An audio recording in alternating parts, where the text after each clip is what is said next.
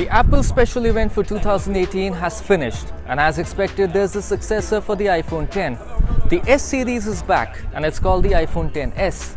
It retains the same 5.8-inch OLED screen from the predecessor, but there are improvements along the way. There's a larger 6.5-inch iPhone XS Max as well.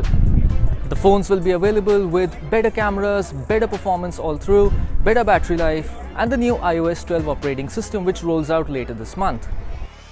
The iPhone XS and the iPhone XS Max will be available in India later this month. The iPhone XS will be available in storage variants 64GB, 256GB and 512GB, with prices starting at 99,900. The larger iPhone XS Max will cost 1,09,900 onwards once it finally arrives in India later this month.